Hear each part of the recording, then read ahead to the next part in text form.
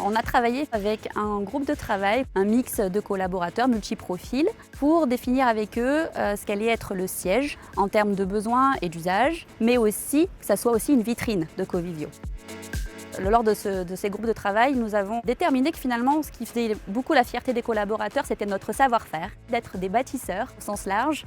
Et en fait, on a choisi, pour illustrer le côté bâtisseur, de travailler en design, en tout cas, sur la brique, le béton et le bois. Donc il y a aussi bien des espaces collaboratifs, on les a plus que doublés. On a pensé avoir des espaces plus individuels, on a une salle silence, une démultiplication des petites salles de 2-3, pouvoir faire aussi bien des teams, mais aussi des temps de concentration.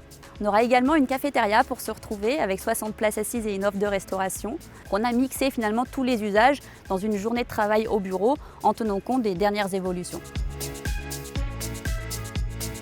L'atelier illustre la fusion entre la sphère personnelle et professionnelle au sens du design, puisqu'on retrouve les codes du résidentiel, mais aussi de l'hôtellerie, donc de se sentir chez soi, qui correspond aux mutations sociétales actuelles.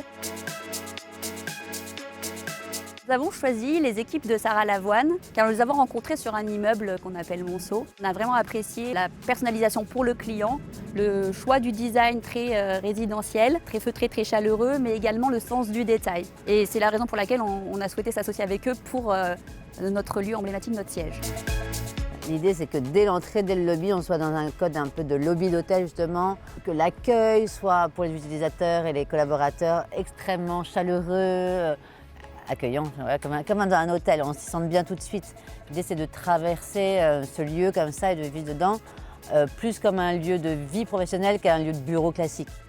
Les volumes sont incroyables, la façade est d'une beauté folle, donc on a repris les codes des bases et matériaux de bâtisseurs avec des codes couleurs assez doux, assez accueillants, assez reposants, et parfois aussi quelques notes un peu plus fortes qui est plus ma signature.